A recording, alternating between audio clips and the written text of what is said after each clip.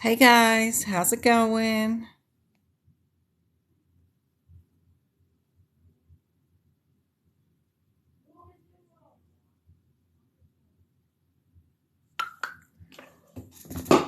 Oh, what in the world is that for?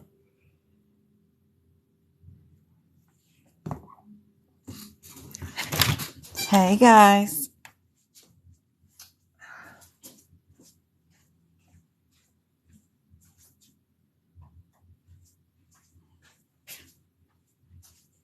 Sitting here working away on this lab and path section. Trying to fix all these out of code sequences.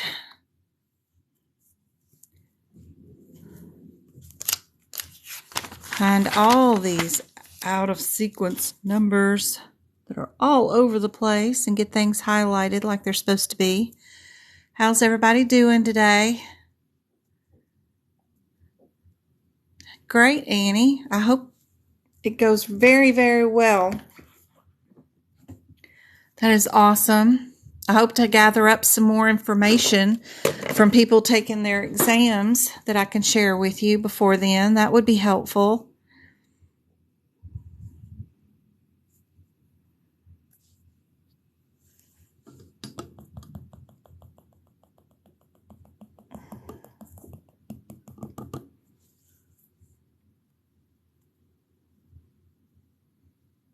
Howdy, Contour. How's it going? Oof, lots to highlight. I hate all these with all these molecule things. Ugh. Get over here to where something means something. Fetal and congenital stuff. Appendix O.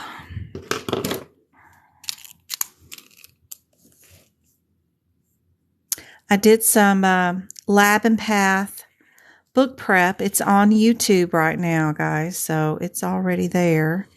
If y'all want to see what I did beforehand. Hey, Go-Kart, how's it going? Yeah, can't keep delaying it. I understand that, and you'll lose what you've learned, but, you know, there's some really good book prep there for Lab and Path up on YouTube, too, if you haven't seen it. And I hope you saw the medicine workshop yesterday. That was really fun. Lots of medicine questions. We ran into a bunch of different scenarios that helped out, I think. Yep, you just got to go and do it. Put it out in the universe. You've already passed. You are going to be passing next month, and there's just no other consideration. Yeah, I thought yesterday was pretty good, too. I had to speed it up at the end, but I think everybody got a lot of explanations with their questions. Till the end, anyway. I had to go super fast to get through some of the last few questions because we were running about 20 minutes over, but we had a good time yesterday with that workshop. The kids are still going for a sleepover on Saturday, so I'm going to do something Saturday. I don't know what yet, but it'll be either here on TikTok or on YouTube, one of the two, because I'll be free from the boys for just a little bit.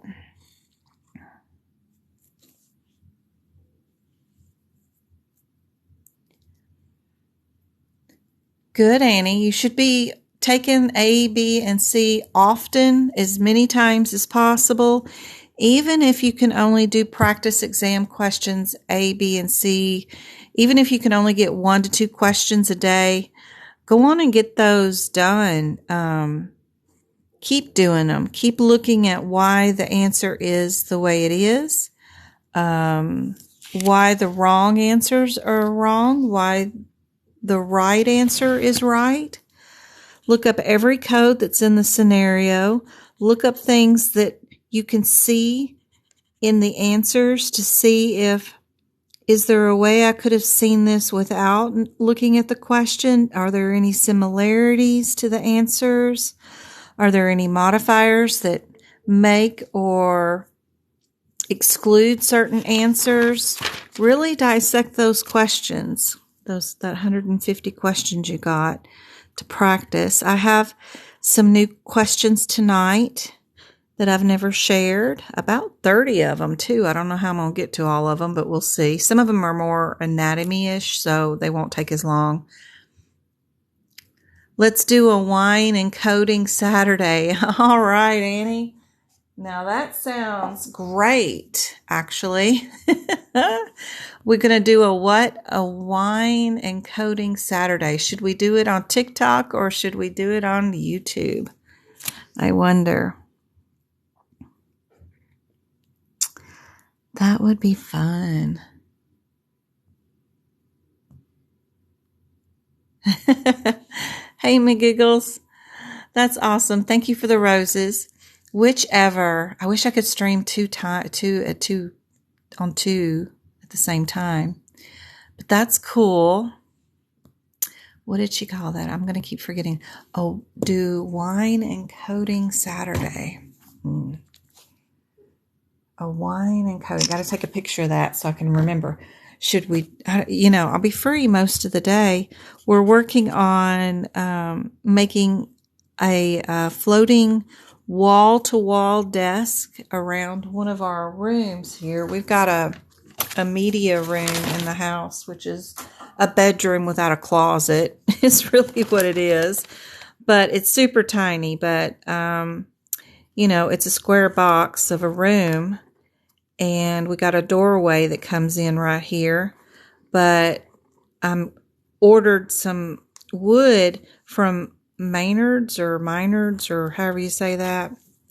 Anyway, I'm putting a floating shelf wall-to-wall desk around all three walls like that. So there's no legs underneath it, and you can just wheel around from one wall to another. And then, you can have books sprayed out here, whatever, anyway, I can just wheel around. It's a super tiny little room, but it's still a bedroom, but it's one without a closet. But anyway, I got my oldest doing that. He doesn't need me for much except for lifting the pieces of wood up. Because one wall is 12 foot.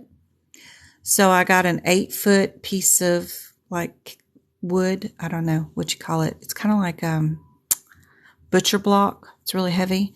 And then a 4-foot to go along with it. So just when he needs help lifting it and putting it on the thingies. But that's it. That's all I got planned for this weekend. Woo, without the kids, we're gonna finish that floating room so I can wheel around like crazy with all the books laid out and I don't have to move them. It's gonna be fun. But that's it. He's doing all the rest of the work. We tried to hire handymen, but that's impossible to find, just like a mechanic is. You just can't find anybody nowadays. You just got to go do it yourself. Figure out how to fix whatever it is yourself. So that sounds like fun. I'm completely new to this, and I just started taking a course from Penn Foster's Billing and Coding. Bless your heart, Amanda.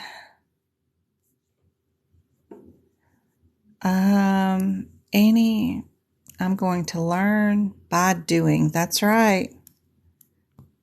McGiggles is in. Whichever, said Annie. TikTok streaming is Shell's vote. Sounds great. Go-kart sounds nice. Yeah. I tried to find wood here at our local Home Depot or Lowe's, but none of it was thick enough. I got it's just glued like pressed wood or something, but it's from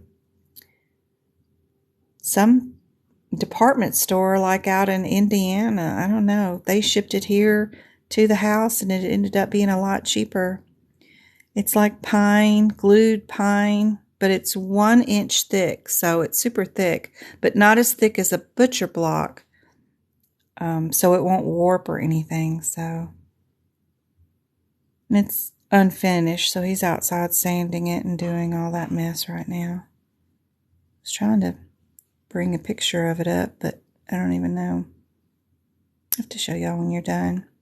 He does a lot of 3D printing and other stuff too, so we're going to need a whole room full of shelves and stuff.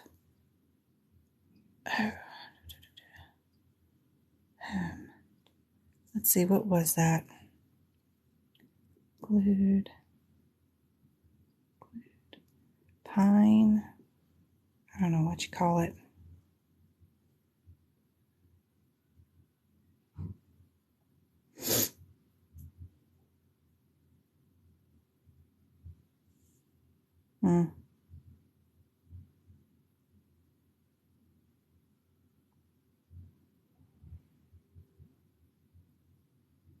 Anyway, I can't find it. I don't think. Look what I found today in my garage. 2018 CPT book. That's an old one for sure. I got them all over the place around here. This is what it is. It's glued edged paneling. You can make dressers and things for it. But this stuff was only 3/4 of an inch thick. What I got it from the Minard's place or whatever was an inch thick. So it was thicker. And then, yeah. And this was the butcher block. And that stuff was super thick. It's a 1.5 inches. But I didn't need it that thick. So that's super heavy. These are like 40 pounds each when the butcher block was close to 80 pounds. So that's a lot to hang on a floating shelfie thing. But anyway, that's what we're doing. That's all. Don't forget about this tip, guys, that studies do show that if you are sucking on a piece of peppermint, you make higher scores on test. Isn't that funny? And if your room or you are wearing green or yellow while taking exams, you make higher scores. So when y'all are taking your exam this month, next month, please make sure to grab a bunch of peppermints. It's legitimately true. The scent of peppermint, I don't know what it does. Something with the olfactory organ in your brain does something, and you have better test scores. So every little bit helps. You can get the stuff that's soft candy also from the like 99-cent store that kind of dissolve, or whatever. What else did I find that was cool? This is from my 2019 book that I wrote in. This is a bunch of laws and stuff for COC and stuff. When they gave away those free courses, I thought about taking the exam, but I took the course because it was free, but I just took notes and wrote some of the notes down in the book, but never did take the certification. I just don't need it, but maybe one of these days. And anything else in here that was worth a darn recently?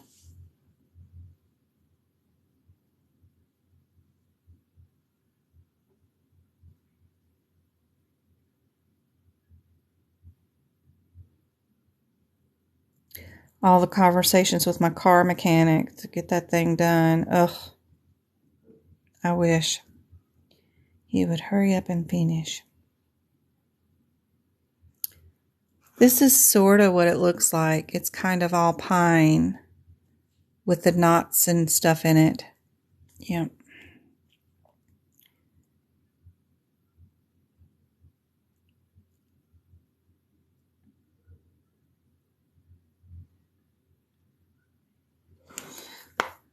let's put that away before I just stare at photos all day long and get started with the questions. I've got like 30 for 2 hours. That's a lot.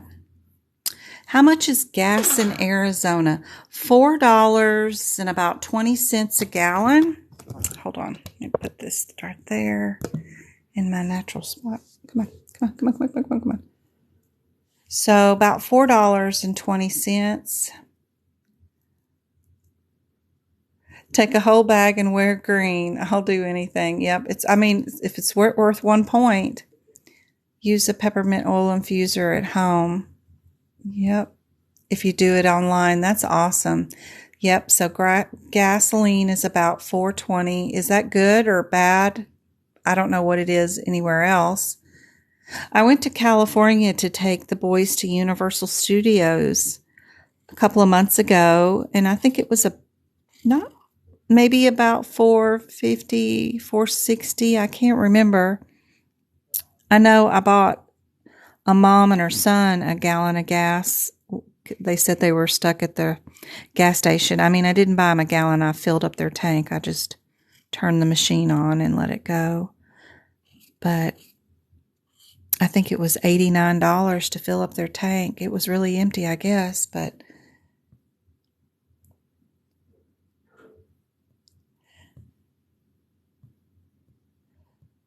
let's see. Changeling, you got your first remote coding job and you start at the end of the month. Yay! Congratulations. Good job. I hope you love it.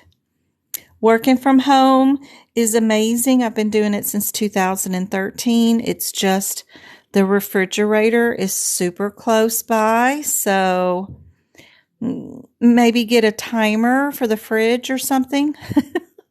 That's the only thing, is if you're used to going out and working in an office every day, that keeps you away from the fridge at least 9 hours a day, because 30 minutes to drive there, 30 minutes to drive home. I don't even know how I had the time to ever go to work, spend 9 hours there, plus the drive. You have an hour lunch or whatever. You have to leave the building for an hour. And then, so you're away from the house for 9 to 10 hours, but then you still had to do the grocery shopping and the house cleaning and all that stuff after you got home. I don't even know how I did it now, because I can't even get it all done, and I'm here every day, all day long. I don't even know how I did it back then. I have a question about a code in medicine. That's awesome. Let me know about your question. It's the same in New Albany, Mississippi. $4.50 in Ohio. $5.09 in Ohio. Wow, I figured Cali would have been the most expensive. Congratulations. Bunches of bunches. They are still hiring, and they're looking for people looking for a job that are get certified. Yep. Optum is looking to hire and train too. Janet got hired on there. Tons of training that goes along with it. Oklahoma, look at you at $3.75. Nice. My Aunt Candy, my mom's baby sister, lives in Tulsa.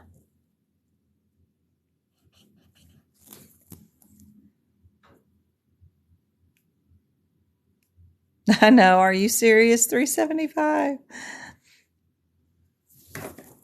I want to get an electric car so bad. There's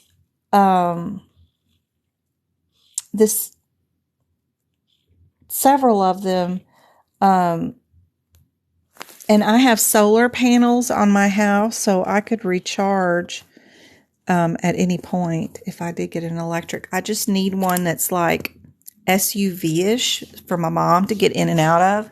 She can't do little cars. So we have a Ford Escape, just a little silly basic car, but it's the perfect height for her to get in and out of. It can't be so low. So I need them to make electric that will get up high. And then I have the solar panels on the house, so electricity is free for me. It's the only way I can rock two 10-ton AC units on the side of the house, plus 3 2-ton units in extra rooms, just because I keep my garage even air conditioned because I get free electricity. So I even have a 2-ton out in the garage.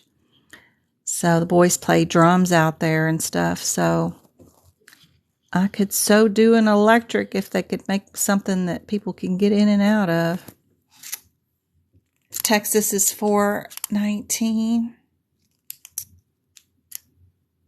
Orlando, oh my gosh, Annie, I bet it's just expensive, just outrageously expensive there, for sure. That's why you want to work from home and not drive nowhere and have everybody, the grocery stores just deliver your food for you. I pay $100 a year for Walmart, and they'll come to this house 3 or 4 times a day. If I forget something, I'll just hit the app and they'll bring me whatever. I don't have to go out and go anywhere. I'm stuck to Walmart brands, but it's worth the $100 a year to have them drive to my house 5 times a day if I need it. And I don't have to go in the store, and I don't have to go through the aisles, and I don't have to self-check out. None of that. So that's been awesome.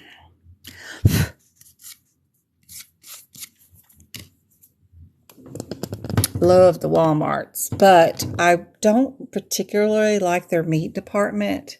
So if I want steaks or hamburger or something like that, I have to get either Instacart, or I have to go to the grocery store if I want meat. So, I mean, their chicken's okay, but I just don't like their ground beef and stuff. Yeah. Please adopt me. Yeah, solar power is awesome. It is the thing to have. And being here in Arizona, we only get rain maybe 15 days a year. So that thing is, and we have a co-op in our electricity department. I still am hooked up to the grid. So I make electricity for my town, and whatever I make over what I use, they'll pay me at the end of the year for having solar panels and supporting the co-op of community, because I'm technically sort of kind of on an Indian reservation here next to the Colorado River, but I don't know how all that works. But yeah, love the solar panels. Well worth it. I got Google ones, which is kind of funny, but yeah. Solar panels. Okay, her question.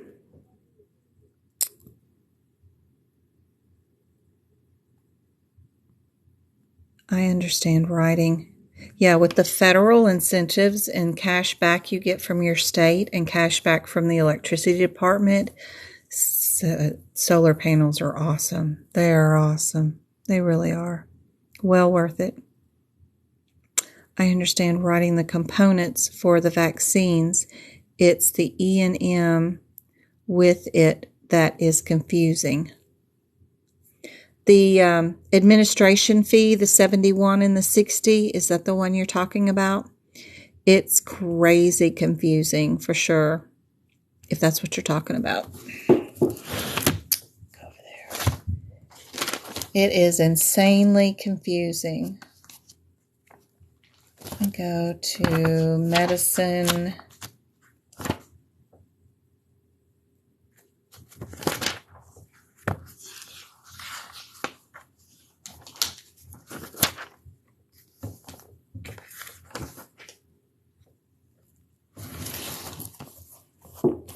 Tiffany, is that what you're talking about? Is our administration fees when there's counseling or no counseling?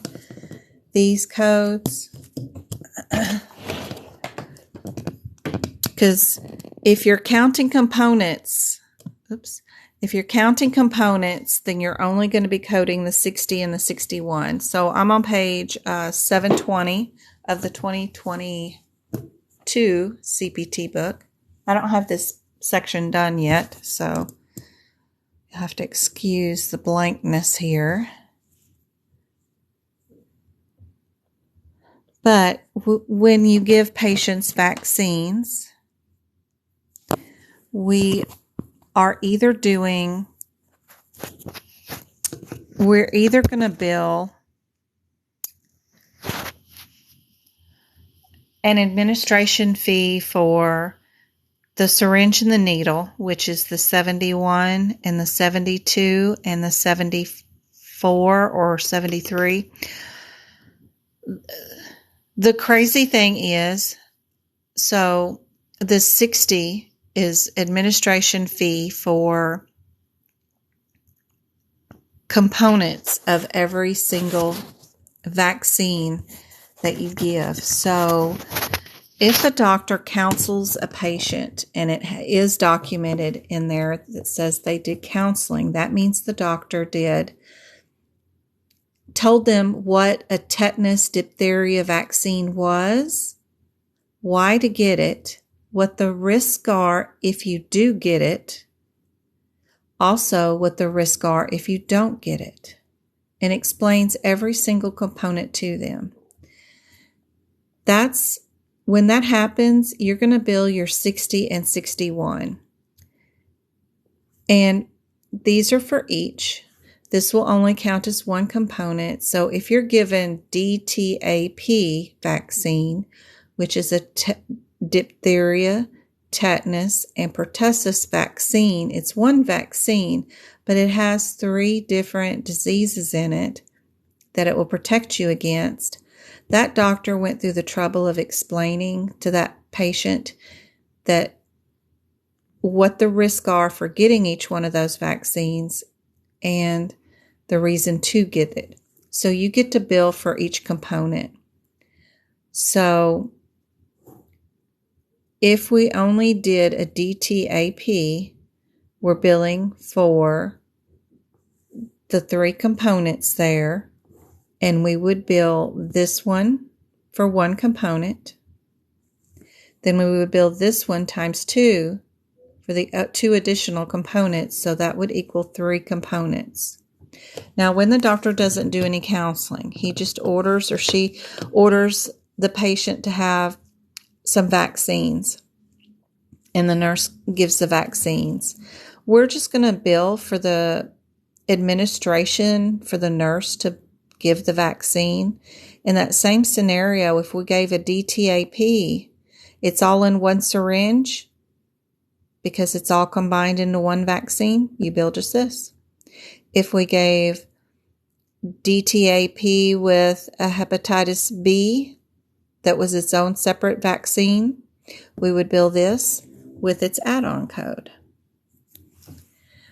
If we gave a DTaP, our hepatitis B, and we gave the live nasal virus for the squirt up the nose influenza one, we wouldn't bill the 73, which is a parent code over here for intranasal or oral vaccine. Actually, we would bill the add-on code for that because we have these do nots. You can't bill 2 parent codes together, which is our standard for all CPT codes throughout the book, but you can do an add-on code. So if we had a DTaP that was one vaccine in one syringe, we had a hepatitis B in another syringe, and then we had an intranasal vaccine, we would bill the 04 to go along with it. We would have the 71, we would have the 72, which is the add-on code for the second syringe, and then we would have the up the nose for the intranasal. You're in school right now for medical coding and billing. Hey, Carrie, nice to see you. Hope I can help you out. I guess what I'm trying to understand is what age factor. There is no age factor. Is that something that is important? Age is not important, as far as I know. Age is important for the physicians knowing which ones to order, because some of them are for childhood tetanus and diphtheria, and some of them are for adult tetanus and diphtheria. But that's not for you to decide, and especially in the CPC exam, they're just going to give you the actual code right there and tell you that you're going to give probably, they really like the Pediarex, which is the 71 over here, 73 to 23, sorry. They like this one. This one's AKA Pediarex. This one has diphtheria, tetanus, pertussis, that's 3 components, plus it has hepatitis B in it, plus it has polio in it. So it has 3, 4, 5 components in it, and it's also, its brand name is called Pediarex. Age is not a factor for billing. We just code what the doctor orders. Now, for giving and ordering the vaccines, this is an adolescent one. This is your newborn, 2-month, 4-month, 6-month, 1 year, and 4-year-old vaccines. But that's all stuff that nurses need to know and doctors need to know. This is your 11, 12, and 13-year-old vaccines that need to be given. Those are all things that we would know clinically, but you don't need to know that for a CPC exam.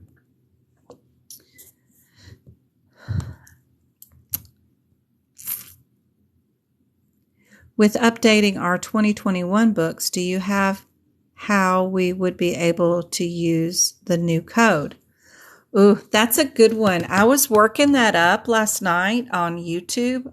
I think it was last night. The days are running in together, guys. I've been tutoring 7 days a week. I got up at 6:45 this morning and started tutoring right out of bed. So I think it was yesterday. I did work up our new ones in Lab and Path.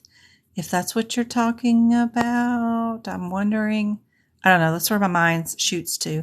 With updating the 2021 books, do you have how we would be able to use our 2021 codes? I have this document on Etsy that takes all the new codes for 2022, puts them into one document, tells you what page number to go to write in the new codes, what the CPT code descriptor is on those codes. Plus you get the page number down to what to write them on. Let's see if I can show you what it looks like. I'm not sure. My brain ran to the Lab and Path new codes. Is that the diagnosis ones? That's the diagnosis ones. Let me get the CPT codes up. I did that for the diagnosis code one too. Here's the CPT one. So like the very first code that got updated was the 99211. We deleted this sentence, which was usually and presenting problems are minimal. We delete that one sentence, and then we added this code, and I tell you to go to page 63 and add that to our 99491. It's getting a child code, and that's the child code, and it means each 30 minutes. So it goes through the whole book and tells you what codes are new, where to add them, and what to write, if that's helpful. There are some new codes in Lab and Path, which are crazy because you can now bill for consultations for second opinions on Lab and Path, which is kind of neat. And it also is going to end up being like E&M almost, where you have different components. We have our 2 of 3 and 3 of 3 for lab and path now. We have some 3 new consultation codes that are just like E&M, where you have a low MDM, you have a moderate, and you have a high. So this is all new, which is crazy cool. And I updated that last night on the YouTube. If y'all want to read that tonight and see what we had written by each and what key terms to write underneath each CPT code. So that's pretty cool.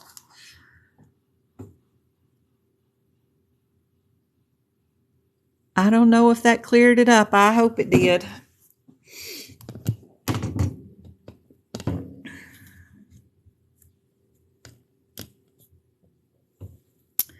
So y'all probably saw the answer to this one, but this is one of the new questions that I found today for a CPC exam or medical coding exam.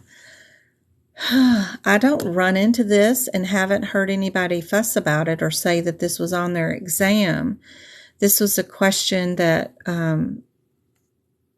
somebody said was on their exam, but it's never been on one of anybody that I've ever tutored or heard from this whole year saying it was on their exam, but they shared it online.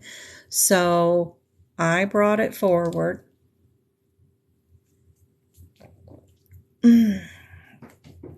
Hoping it doesn't appear on the CPC exam, but if it does, you'll have a way of answering it.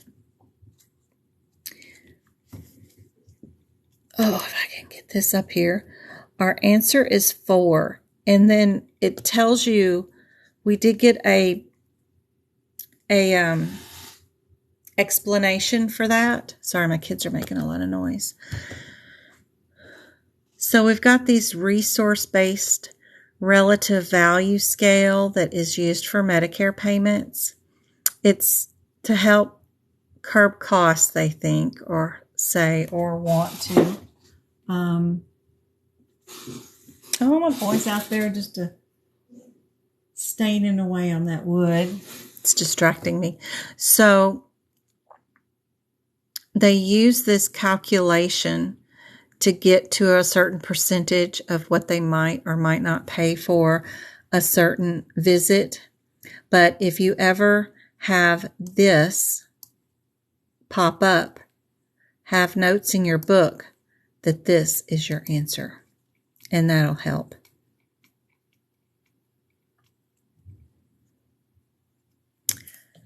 This one is a diagnosis one, which is pretty complicated, I think. But if they're wanting you to know which stage a patient would be in if you didn't have their stage listed, but all you had was their filtration rate, which is their lab result, you could code their stage off their lab result.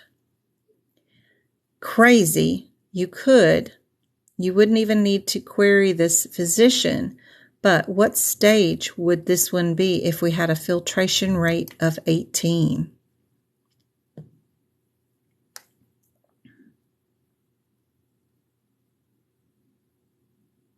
Now I'm going to have to come to tutor. Kim, what you doing?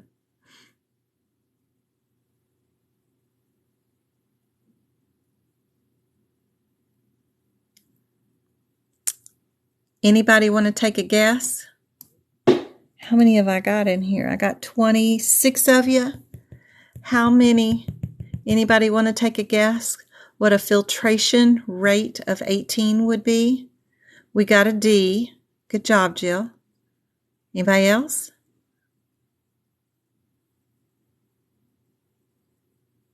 My formatting is killing me. Why is the 3 over here and the 4 over here? Huh. Me Giggles is going with 3. The one in the middle.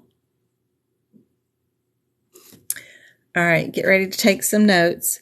The answer is stage 4. And I have all the lab results there. So if you wanted to go to urology and write your stages down or take a picture for later, you could write them all down and have them.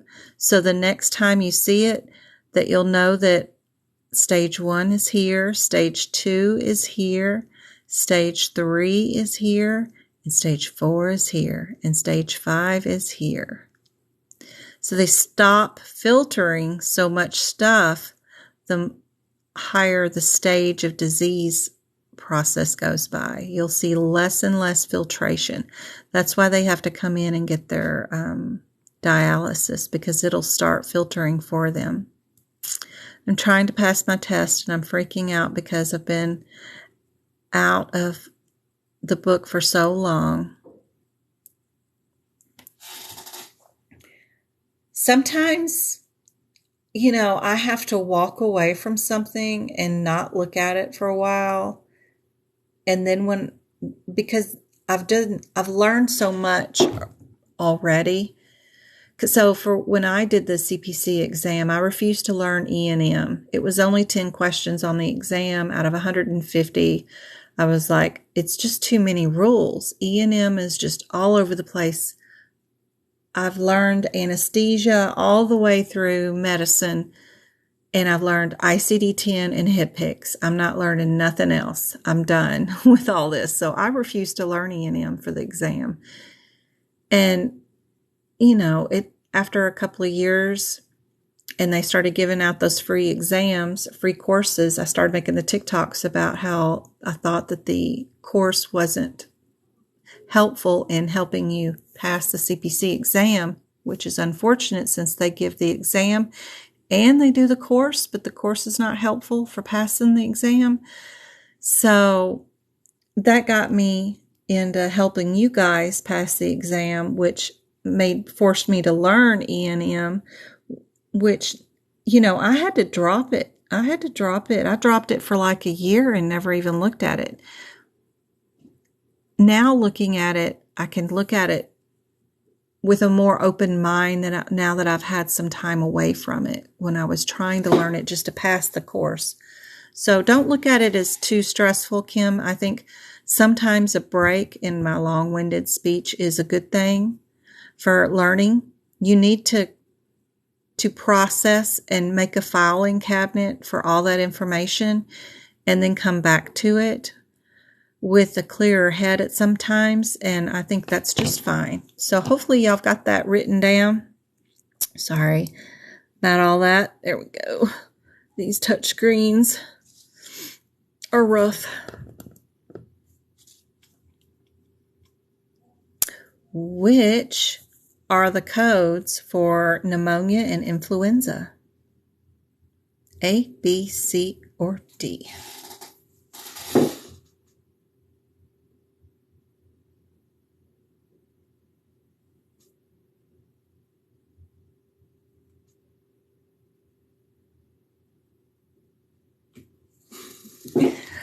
Y'all, I can't help it. Gotta see my babies. I got all 3 of them out there sanding away on my dusky parts in the afternoon. Sunlight. They're all so cute.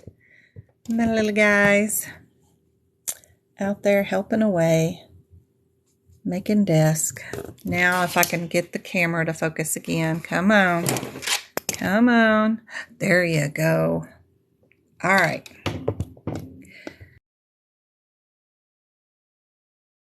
Go away, Bixby. There you go.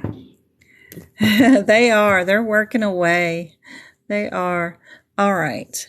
So let me get out. There you go. Dirty Red's got it going on. So's Tiff. They are working away. Yep, B, I think is the right answer. Yes. Yes. Absolutely. All right. Patient comes in with a nail disorder. It's classified under a category of other nail disorders. Which of the following is the proper diagnosis code for that?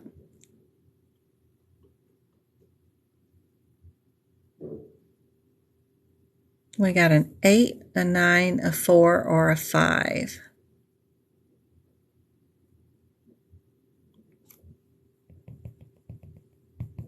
Thank you for the hearts. Thank you for the roses.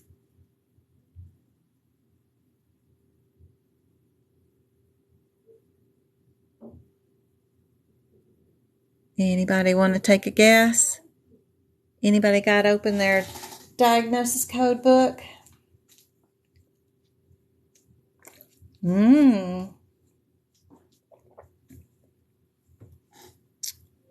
Okay, Tiff, we got an A down as a vote. Anybody else? Rosalind, Jill? Other nail disorders. Very unusual for AAPC to pick something that is other than, but that is true. We are dealing with our 8, absolutely. This just goes into the rationale, the reasoning, and they pick out this one's unspecified disorder. This one is your blue lines, and this one is your yellow nail syndrome. So they're just explaining about why that one is the proper one. The big difference is knowing whether unspecified is going to match or not match with what they're describing as other nail disorder. So just don't get confused about the unspecified area. All right. Oh, come on, focus.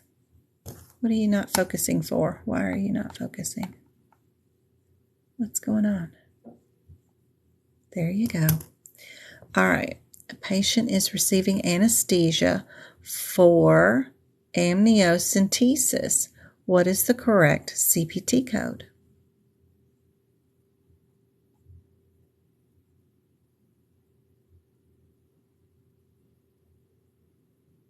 Which we really should be looking at the codes first, and then looking at our answers. But I didn't format these correctly.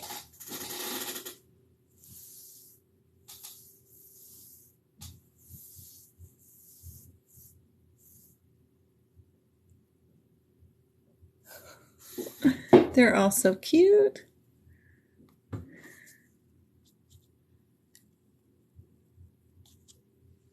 We got several A's again, or are y'all following along with the last question? We've got a B, 42, amniocentesis. I didn't know you get an anesthesia for amniocentesis, but very good job.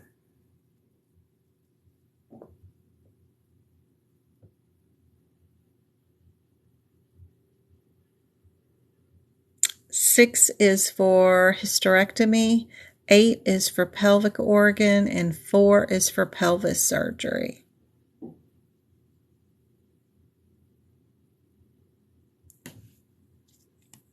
Very good.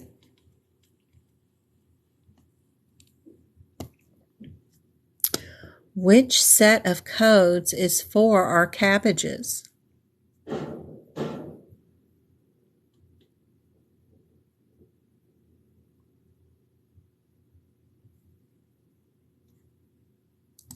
Artery, too, not venous.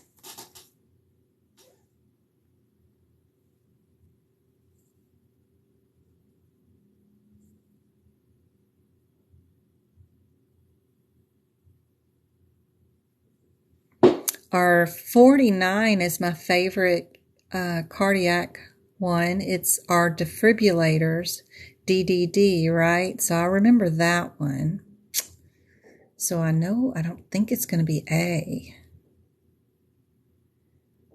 So then we have 2 that kind of have the 76 and 78s.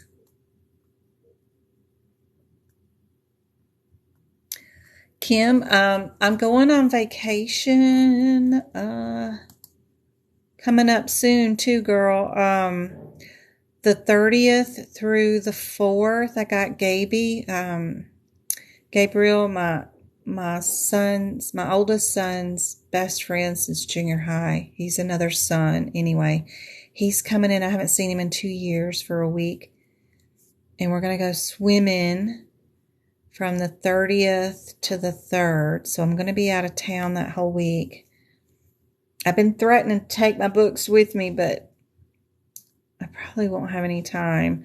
So, and it's been murder the last couple of weeks for tutoring. So I'm tutoring 7 days a week right now. It's crazy. So better get scheduled if you want some time. Let me know when you got time so I can get you down. All right. It's been crazy. Happy to help. Happy to help. So we've got C is our answer. Good job, guys. Sorry, I can't talk today. I'm so tired still from yesterday. And today. Got up way too early. All right. Well, it's the first days that the boys are out of school for the year. The rest of the summer, they're going to be home. I don't know how I'm going to tutor with them here. They need to get jobs. Can't you put kids to work when they're 13? Can they go out and go get jobs for the summer? I'm wondering. I don't know what I'm going to do with them here. They're just so demanding all the time. So, it's really nice when they're gone to school all day to tutor, because then I got a little bit of quiet, but my goodness. What CPT code is for Thoroscentesis without imaging guidance? I know. No books. I know. But dang. Isn't until 14. Dang it. I bet Arizona lets you do something with child labor, right? Thoroscentesis without image guidance. It is C again. Good job, guys. Good job. All right. This one is for chelation therapy. It's IV chelation therapy. Supposedly, like, it cleans out your arteries to get rid of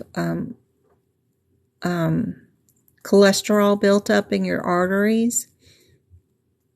Most people have to go to another country like Mexico to get it done because the insurance companies here in the United States would never pay for something like that. They'd rather wait for you to have a heart attack and then pay for the cabbages and bypasses than just shoot some chemicals through your veins to help rotor-rooter all that out of your system. Anyway, what is our HitPix code for this one?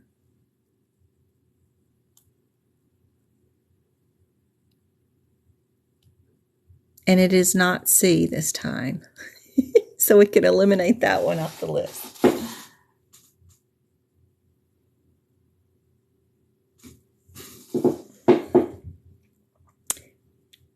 Anybody want to take a guess?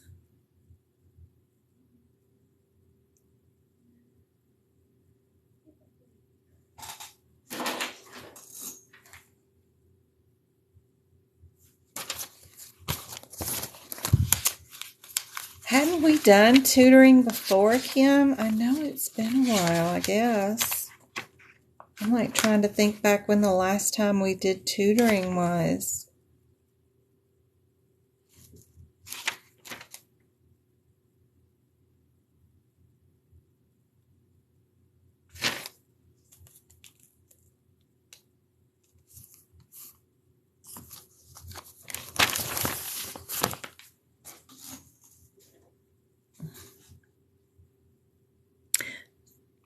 No idea, Tiffany? No, we have done Discord. That's all? I swear I thought we've done tutoring before. Okay.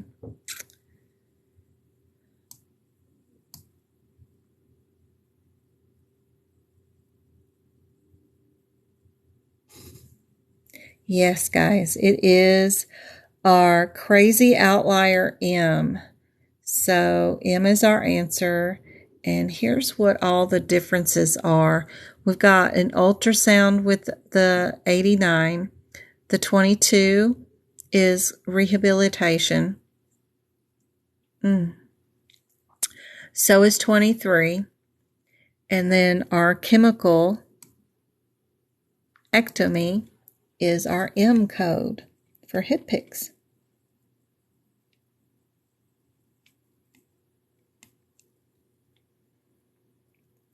Well, it is meant to be that we do tutoring for sure.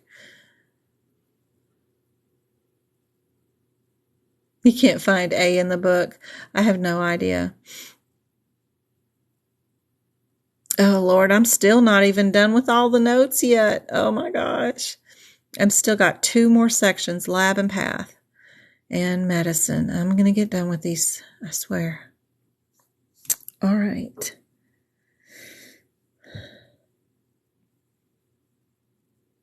Which one of the following regions is part of the head containing the brain? I have no idea, Annie. I've never worked any of these questions up. I just found them today, so I've copied, pasted them, and doing them with you guys. I haven't worked them up yet. I'll go back and see if I can't figure out where that code is or what the issue is. Sorry, I can't be more help. I've just never done them before. Sometimes I just find a batch of questions and roll with it and work with you guys live with them just to see what we can learn. It's always nice to see something new instead of the same old, so that's not very helpful, but yep. I can reach out just a little bit. Yep. Is that better? This one was on your exam. Wow. I didn't even get it from AAPC, but that's awesome to know.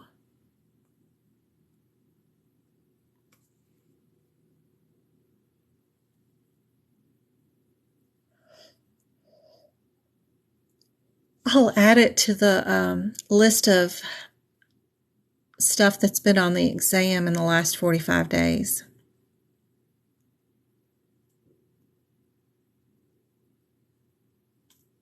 We're talking about the head containing the brain. This is like an artery or vein. This is your spine. This is your smile. So this one is your brain, right? Facial is not really your smile, but it's the closest thing I could think of that was kind of funny. Yep, very good, guys.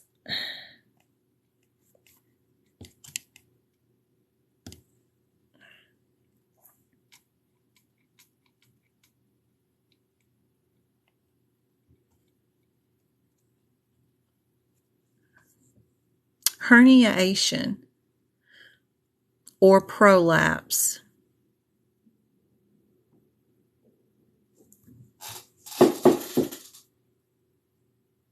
My chair is so squeaky. I finally get my crane to be quiet and not make any noise, but now my chair is like so cranky. It's one of those barn stool kind of things. So I'm high up off the ground because I have a standing desk because I like to stand and do treadmill and walk under it too when I'm not sitting. Yep, y'all are good. A is the answer. Very good. Perfect.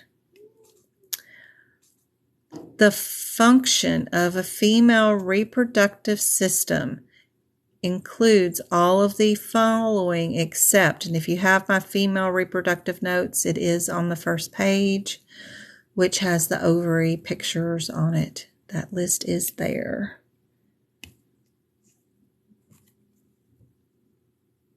So we're looking for one that is not true.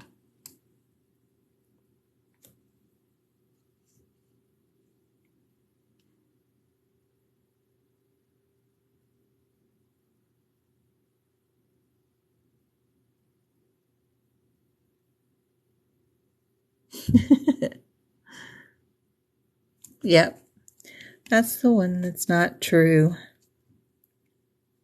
We've got that our urinary system does that one.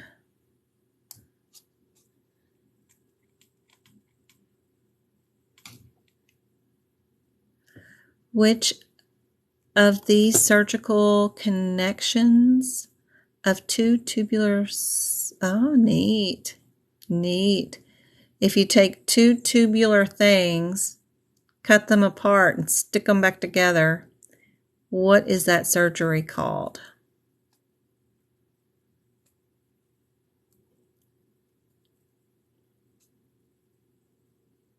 Bunch of A's, bunch of A's. Hey, Kia. Yep, very good. And I have the definitions for all of them in case you wanted to screenshot that and write it down. There's all of them.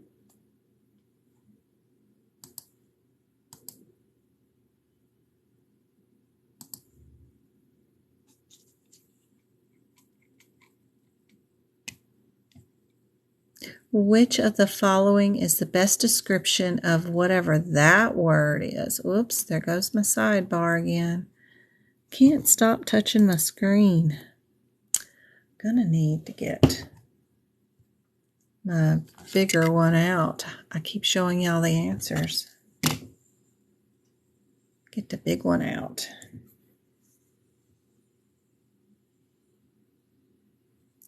What the heck is nullipara? What the heck is that? Anybody got an idea?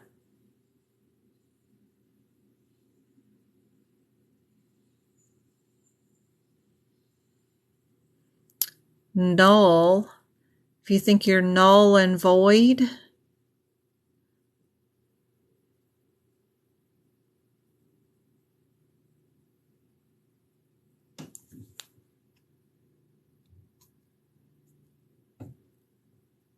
So a woman who has never given birth to a child. Not one that has not gotten pregnant, but one that has never given birth to a child.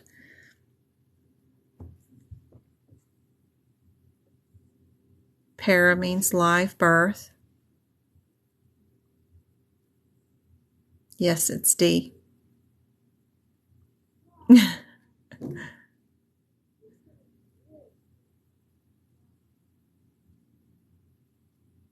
It could very well be on the exam. You never know what anatomy questions they're going to throw at you.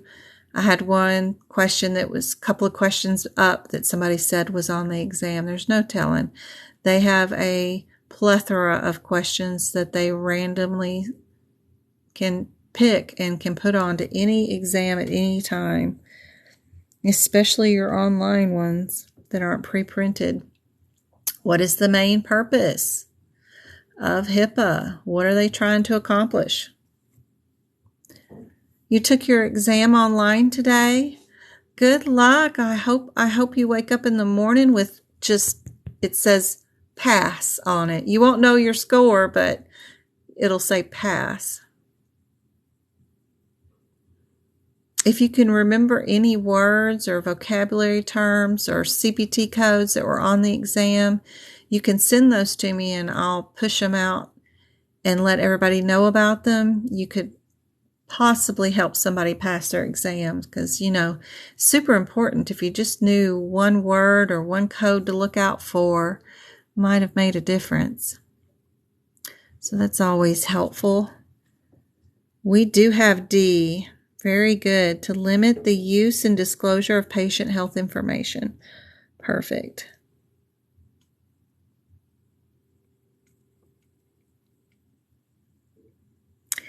If a patient sees two different doctors within the same specialty office, what factors determine if that patient is still considered new or existing?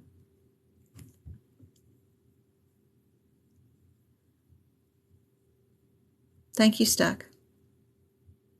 I'm going to go get another bottle of water while y'all work on that one. Be right back.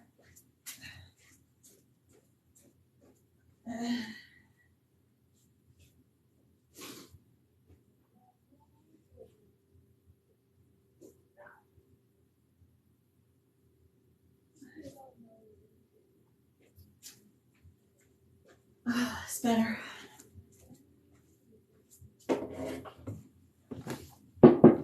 We got C all around the board.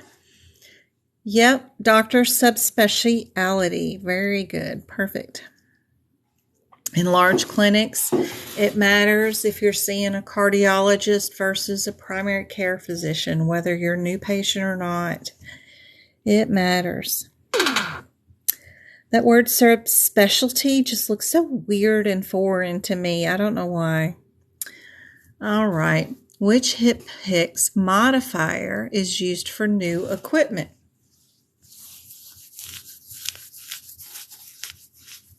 James is sitting on his butt.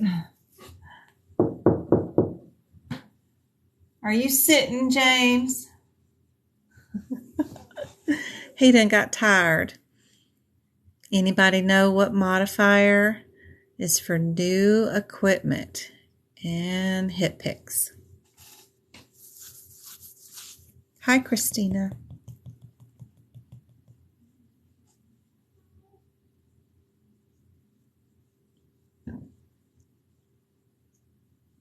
Thank you for the shares. He done got it. He is just sitting on his tuchus. Sit, sit, sit. He's a good hall monitor. He's the supervisor, I guess. NU is the correct one. Here's the definitions for all of the answers.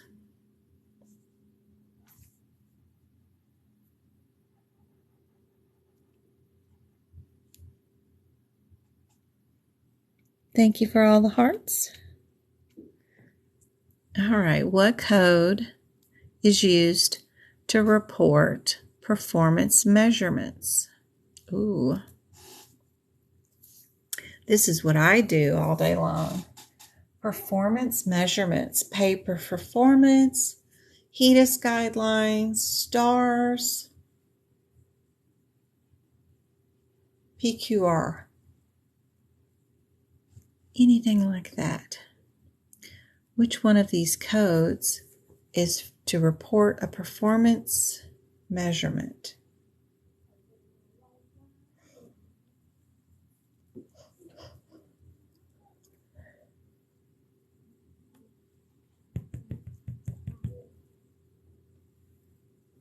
Any ideas?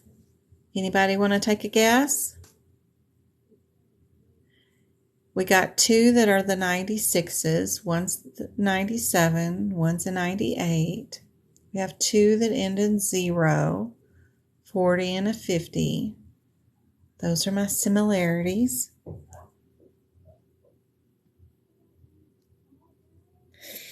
So I would definitely think it was probably between those two that have the same sort of ending.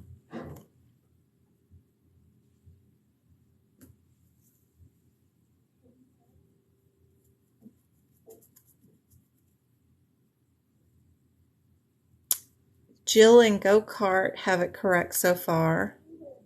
It is C. Good job, Annie. Yep. It's rough getting them in the different order where we're not looking up the codes first. That's why it's so important. I've got all the codes listed here and what their differences are. And that one is simply the one used to report performance measurements.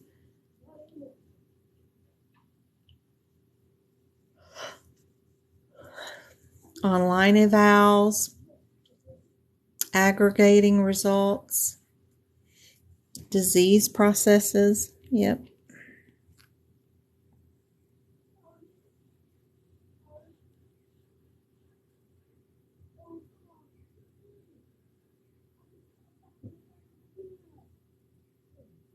Okay, I got to go investigate. It's not in the book? Oh, good Lord. I got to... Sound like there was a bird chirping in the house. What is this? Which of the following regions is in the armpits? Just relaxing. I bet you've had a rough day. You took your exam today. 4 hours. How was it logging on to the exam? Was it very stressful? Yeah, it's a category C code, so they're not going to be like in the normal areas of the CPT book.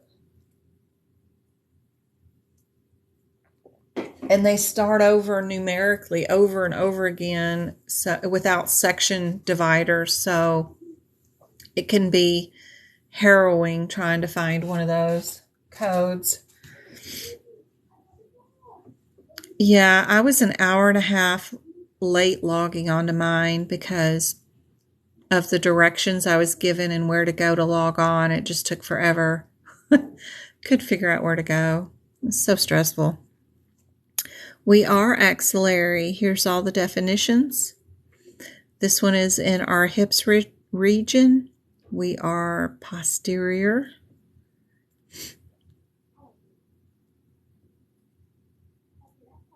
There's an AKA for that. I'm sure there is.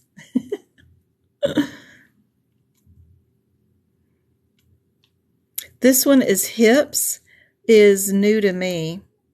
I would have thought sacral, tailbone. Oh, it's trash cans are due to take down tonight. Sorry, that's my 8 o'clock alarm. Where is Twinkle? Is she around? She's usually hollering at me about time. All right. Chapter 1 of the tabular list includes codes A00 to B99. Which of the diseases are included in this category? So we've got, the exam is 2 hours at a time with 50 questions. Had to schedule times 2. Yep. You take it in a week, Tiffany? So glad you're here. I'll be back with another live on Wednesday night too. I'll have more CPT codes then. And one more on Friday.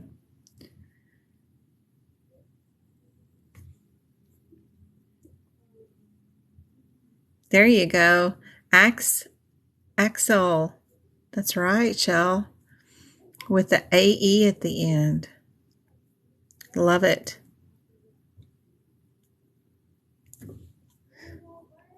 Perfect. A is our answer. Here's our classifications of diseases.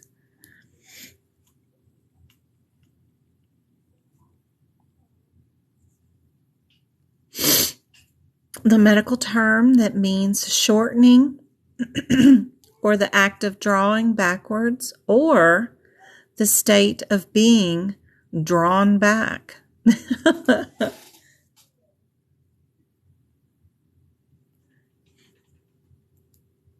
I'm excited for you too, Tiff. Get her done. Yes, I did. I was really late, Trish. We had gone to Home Depot and got back really late. That store, you can't find anything in it. And it's 20 miles across. And then couldn't decide on stain versus sealer or both. Or, oh my Lord, I hate going into those stores. Ugh.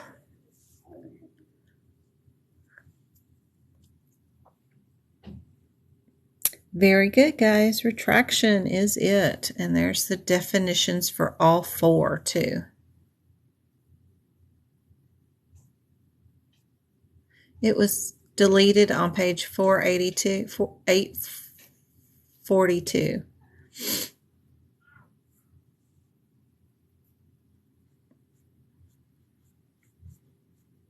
Write that down. 8. No, it's 9, 8, 9, 8, 9, 69 deleted on page 842. All right.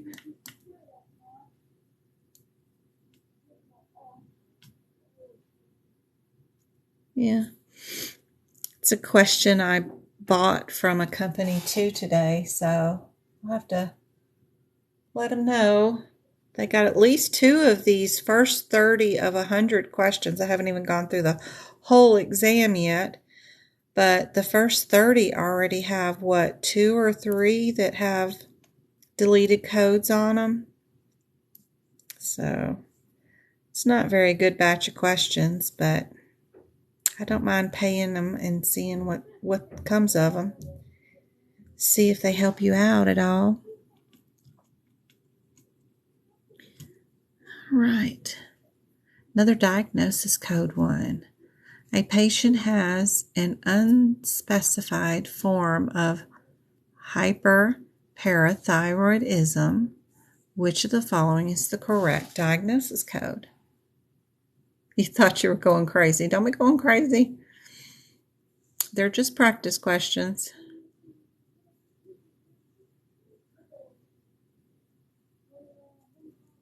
Parenthetical.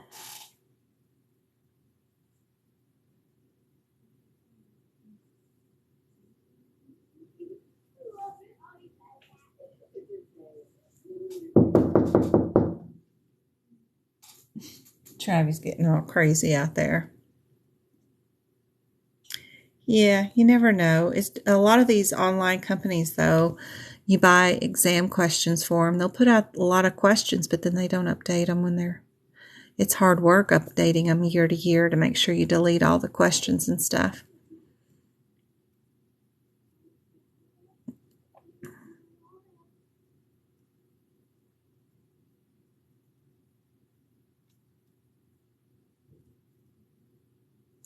We got D, D, D. Everybody's D. D is it. I have the rest of them all listed. Good job, guys.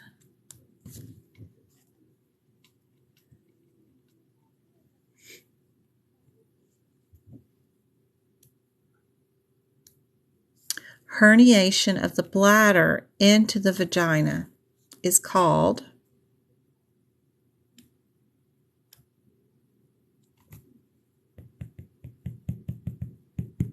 We got B's and D's. We got 2 that end in OMI, an eel or an itis. An eel, C-E-L-E, was a previous question earlier today, too, up above.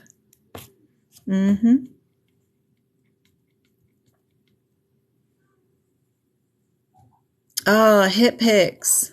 Murdering us with these hip picks tonight. It's miscellaneous path and lab test.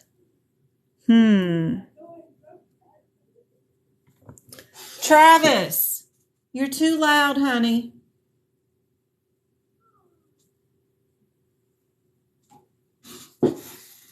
He's having way too much fun. You can't be laughing during my live. How dare he? Well, this ain't very much. Is it a difference between 10 codes, 1 code, 5 codes? No, this is more. This is 605 codes. Okay. Just some of the code differences are like small.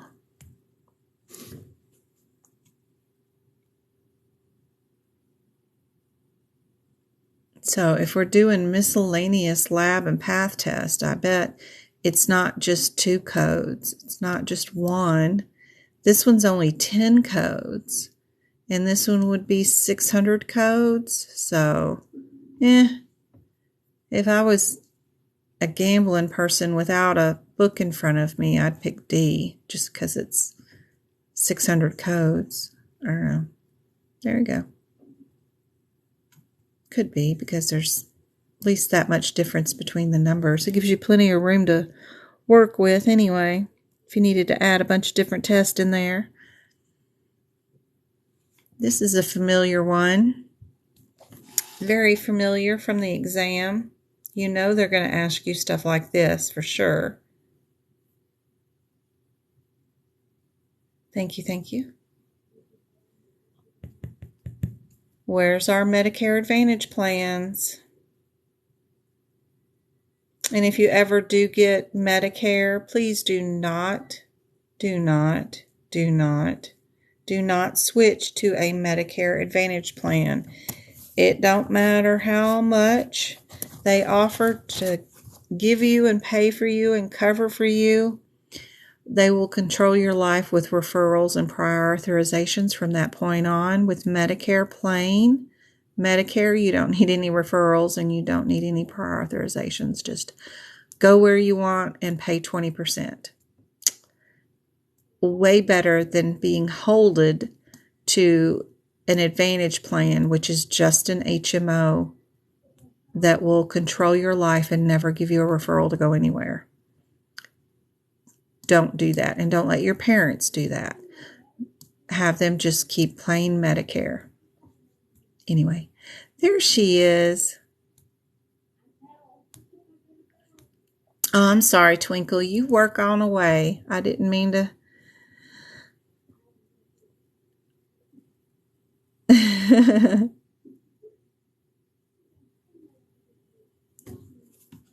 Here we go. Part C is right, and here's you a list of what all of them cover.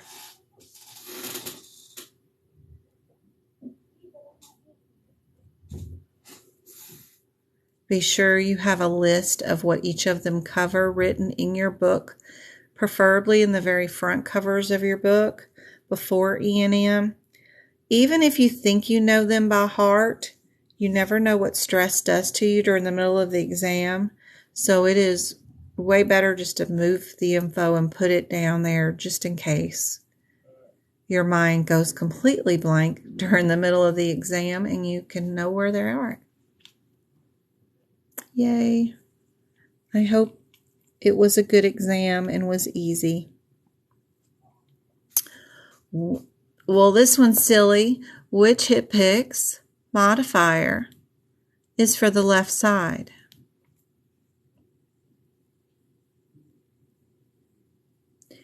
Yep. And here's a definition of all of them.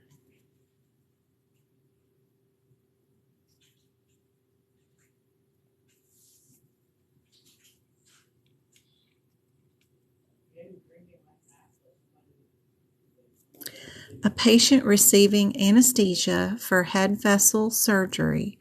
Which of these is the correct CPT code? We got 10, 11, or 16, or 18. Which one is for a vessel surgery?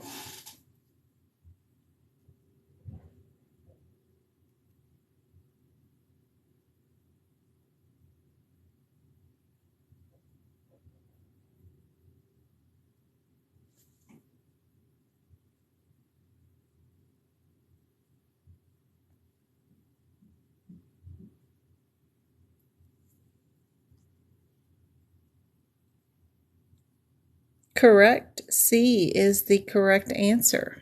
Very good. There's the definitions for the rest of them too. Good job. Perfect.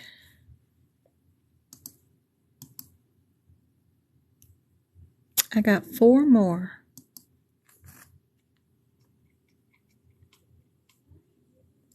Another diagnosis one. Which one is whatever the heck this is? I have no idea how to pronounce that. Is it malaria? I guess it is malaria. I've not seen it enough to know what the heck that is. And even when we had patients who would call us needing malaria injections, they were going to go volunteer for the church or something in South America, we would always refer them to the health department. They keep those vaccines. It's not common for the hospital or for medical offices to keep those vaccines, but the health department does.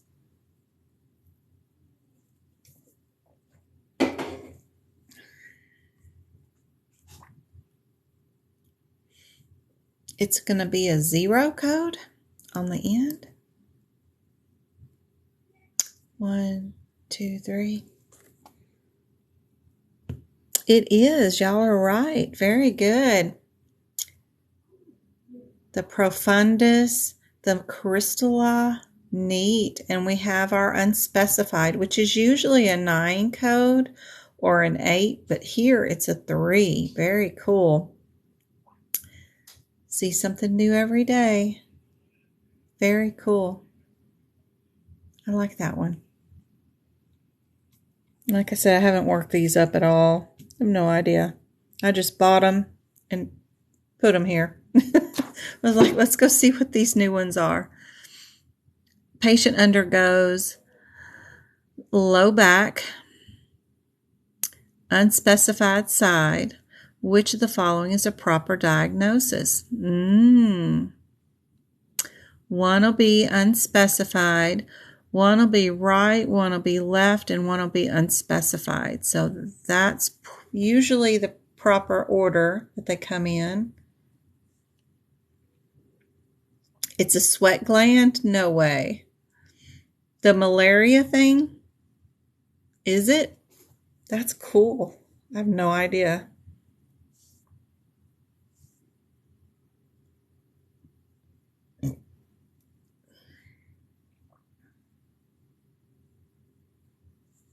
Did lots of OB and delivery. I did geriatrics,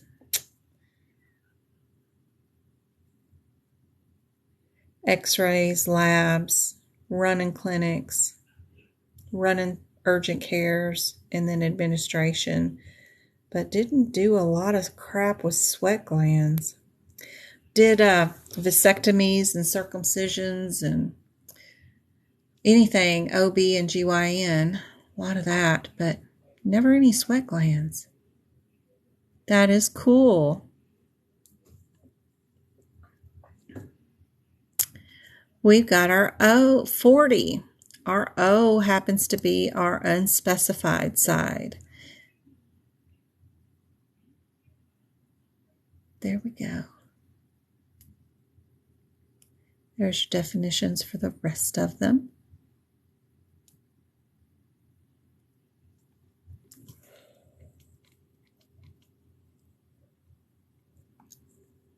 I guess you do a lot of sweating with malaria, huh? Which code is used for home care? For ostomies and stomas. Ooh, that's a good one.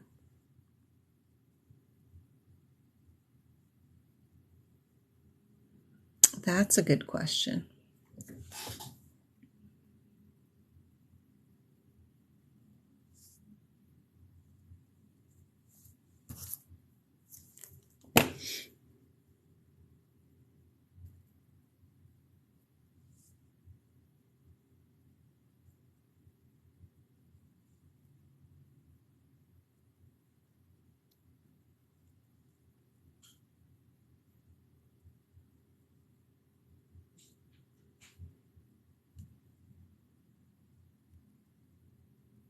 And it's a disease of the sweat gland or something in the skin.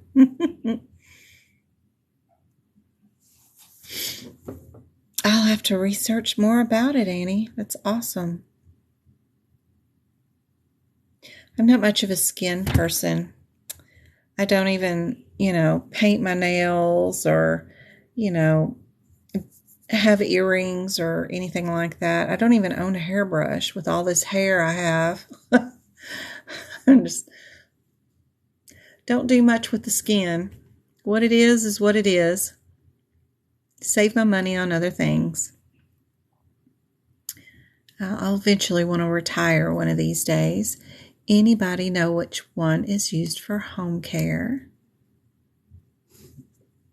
Yeah. We've got our 5, which is our C. Everybody knew that one.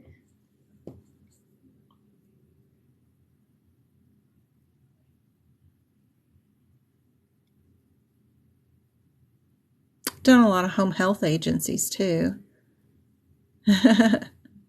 Jen, you bet I'll never retire. You are probably right. I keep saying that I want to retire one of these days, but then what am I going to do? My mind would go bored with nothing to do. I couldn't imagine. Yeah, you're true. You know me too well, Shell. I'll just keep squirreling, money that I would use on my nails or hair or a hairbrush or something on something else. Probably them boys of mine, they're going to have some college. My oldest has 2 degrees, and he got out of it with no college loans at all, ever. And he has 2 degrees. So I'd like to do the same for Travis and James too. There's no reason to come out of school and start your life in debt, So I'll save the money for something like that.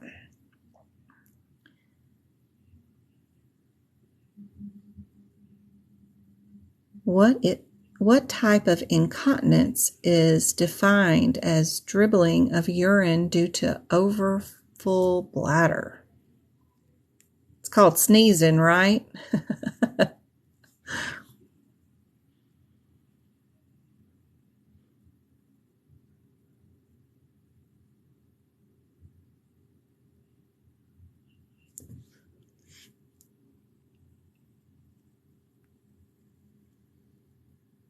Overflow. C.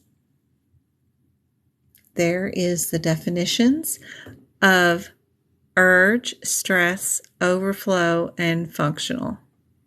That way you've got the definitions. I'm going to write these and add these to my urology section too.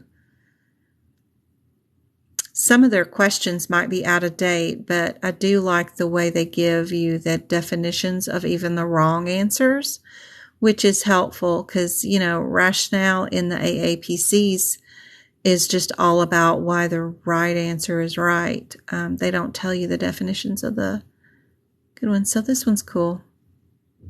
I know. I wish so too. Some of this may not be easy, but I wish it was. That's the last one. Let's go see what else I had. Muscles was a really cool one. I've been teaching in tutoring recently because you are going to have a meniscus repair during your CPC exam. And the way they wrote those meniscus repairs in the CPT book is quite convoluted. It really shouldn't be written that way. But let's go look up 29880 and 29881. Don't worry about all the garbage coming in behind it. Please take yourself some index cards or train yourself on the computer not to look at what's coming up behind all these codes. Just take it one step at a time. If I can eliminate the 80, then I can break it down to just B and C, or vice versa. I can at least get it down from 4 answers to a 50-50 shot. So what's our differences between 80 and 81? They're both meniscus repairs, so don't say it's meniscus. They're both repairs of the meniscus. 9, 8, which everybody tends to do. 9, 8. They're both shaving, they're both drilling, they're both debridement, they're both dealing with the AC cartilage, they're both a repair, they're both plasties, they're both everything.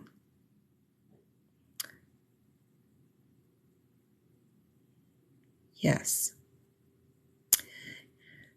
Yep, one is on both sides, or a complete. You could call it a complete. The other one is media or lateral. Yes.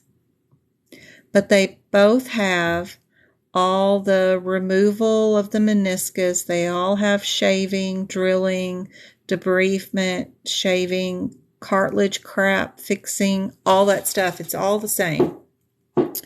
So the first thing we have to decide on is, are we doing a partial or a complete?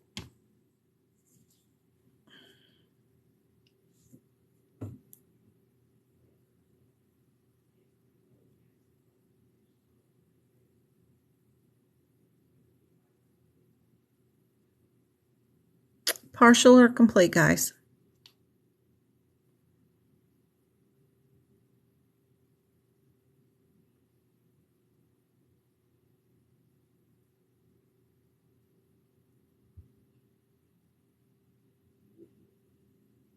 Good job.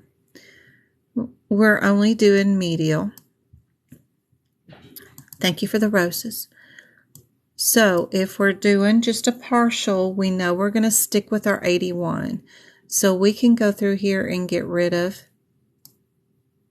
D and A. The next thing that is different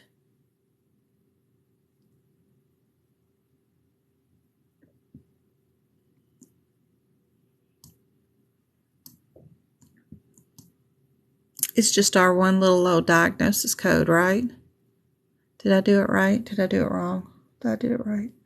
That's an or.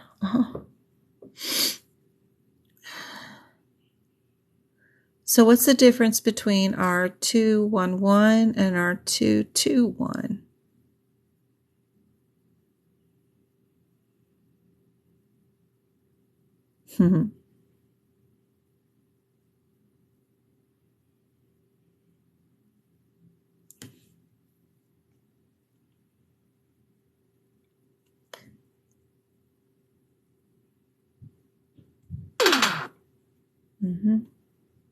Our right knee, our right knee, our right knee, our right knee.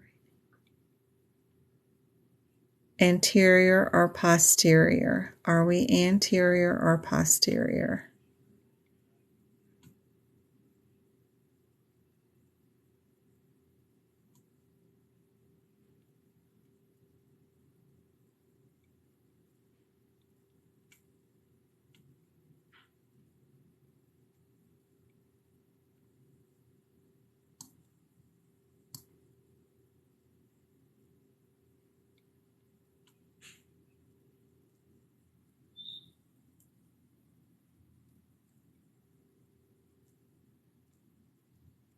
I see one posterior. I like looking for all of them.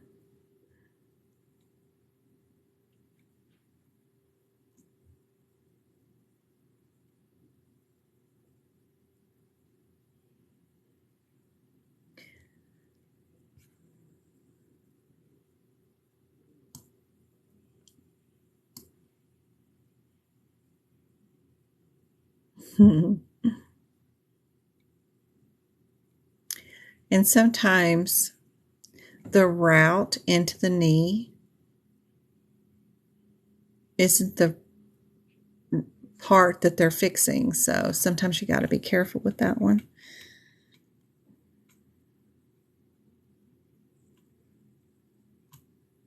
There's your answer for that one. C. We are doing our 221. I've got more examples of this one. Let me find another one up real quick. Because they get real creepy, mean too with this one sometimes. Yep, let's do this one.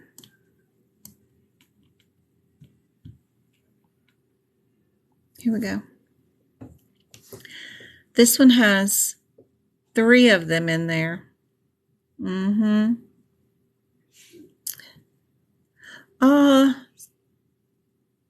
I'm sorry, Stuck. Email AAPC tomorrow and ask them for a breakdown of your score so that you can see what you scored in each section. Send it to me and I'll send you a guideline thing of where you should attack and spend most of your time studying for your repeat. Jen, do you have any tips on writing and remembering the sequencing from different guidelines for ICD-10? I do, Tiff. I do. I'll show you that in just a sec. Let's do this question. 80, 81, and 82. We know our differences here are complete and partial. What's our 82? Our 82 is different because it's a repair instead of an otomy. T-O-M-Y. You see how it's a repair? It's one side. Also, it's not both sides. It's a partial repair, but it's not got the T-O-M-Y in it. So let's see what we're doing. Short and sweet.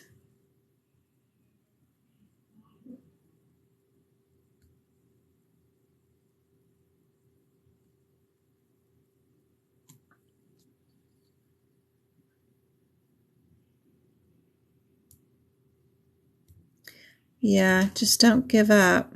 It's rough. They tricked you on some sort of questions.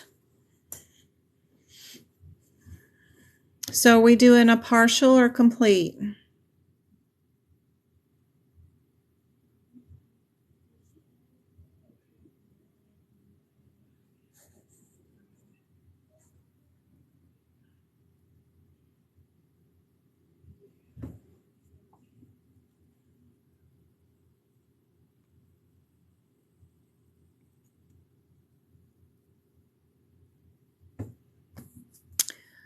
We do. If you start with the name of the surgery, so what I like to do is start with the name of the surgery and then stop when it says and.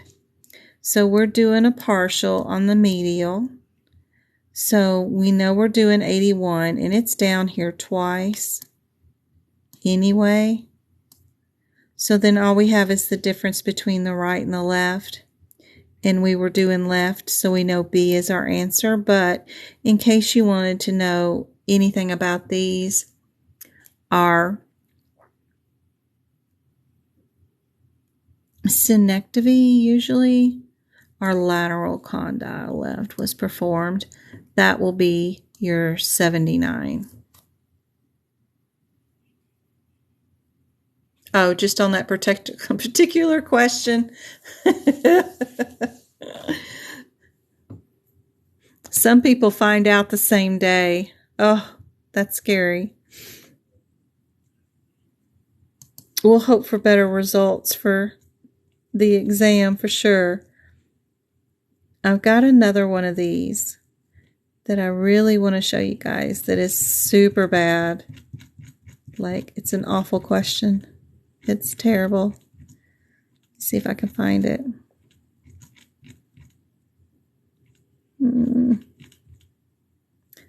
Is it this one? No, it's not that one.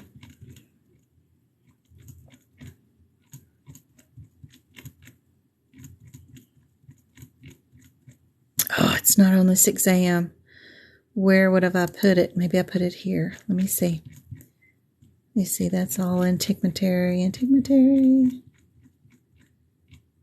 Okay, that one, nope. This one, no, this is the one we just did. Yep, that's that one. It's not that one. Oh, this is it. This is the big old bad booger question. Oh my God.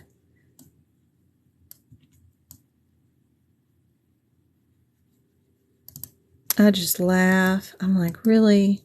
Y'all are cruel. Okay. So we've still got our differences between the 80 and the 81. And this time they threw in a 76 on us, which is our it's our nerve one. This one, the 76, the SYNO, is like a nerve removal. So are we doing partial or complete? I'll show you in just a minute. Go cart.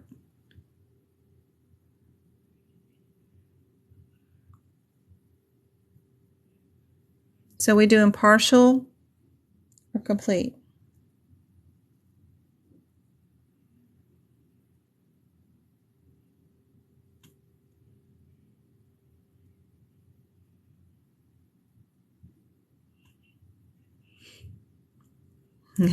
What name is that?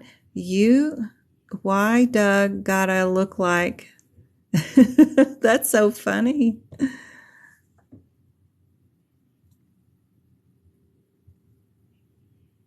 We're doing a partial menectomy on the posterior meniscus. Then we're doing a partial menectomy on the lateral meniscus. What does a partial laterally get you when it's also a partial that is medial? What does that get you?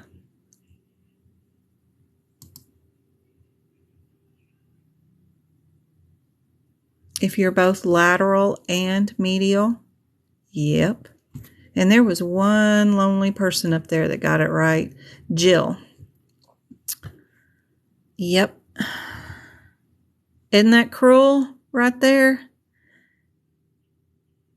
That right there is cruel. That's what they do. No doctor would write a statement like that. They would write that they did a menectomy, medial and lateral on whatever meniscus on the left knee. They wouldn't break it up. Well, we did one partial on one side and then we did one partial on another side. This is just propaganda wanting you to get this wrong. So do not look for the word partial.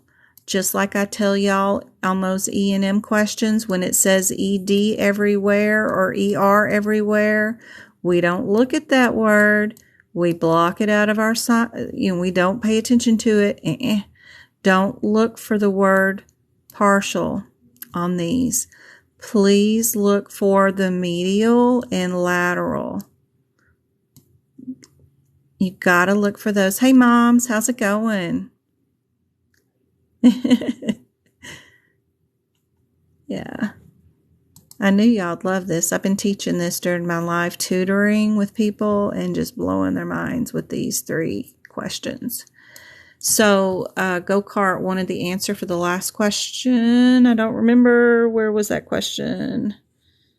It was under muscles somewhere.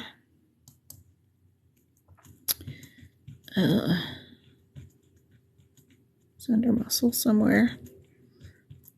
Oh, good Lord. I think it was that littler question, right? It was the smaller one. It was the smaller one. Smaller one, smaller one, smaller one. There's our smaller one. This one was the smaller question right there. And then our answer was there. And then the one from here, from now, the one for the, the freaking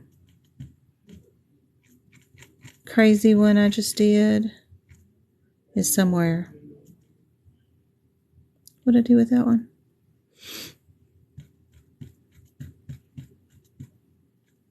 Now to find them all over again because I'm rolling all over the place. Uh-oh, what did I do with it? What did I do with it? I just drew all over it. Draw. Partial. 2 partials. Give me a break, people. Is that it? That's it, but I don't know where all my drawing went to. But anyway. Yeah, partial and partial. Don't look for the word partial. Ignore that.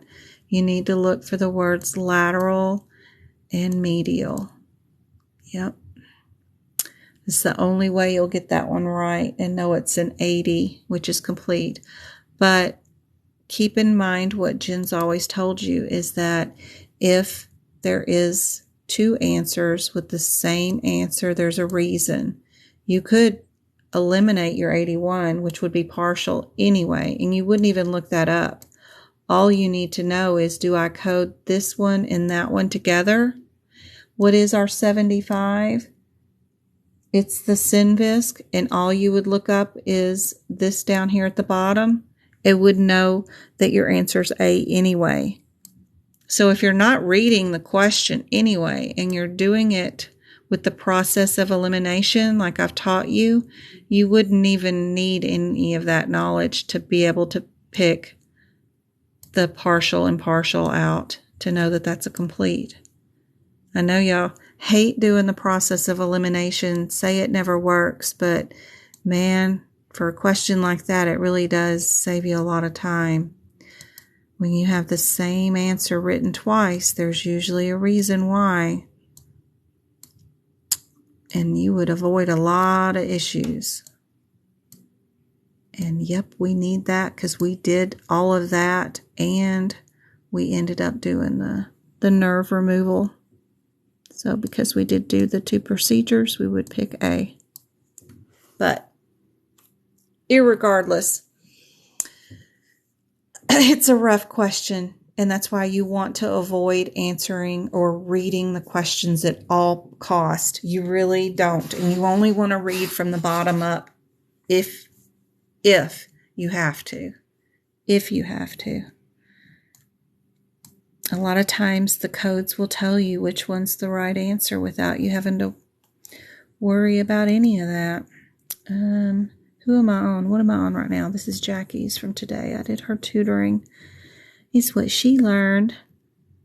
And, I mean, there's just so many examples of that if you just don't even need to read the question a lot of times, like, we've got the same answer again twice. We know we don't do symptoms when we have a diagnosis. So even if we just pick these 2 because they're the same answer, we know we don't code symptoms. So we just pick C and move on to our next question. It's clear if you look in here, we do have shortness of breath and cough, but we don't code those. We only code the diagnosis for that patient, which is 1 diagnosis anyway. But I like my little process of elimination. I think it's fun. Somebody asked me to go over something. What was that? Thanks, Jill.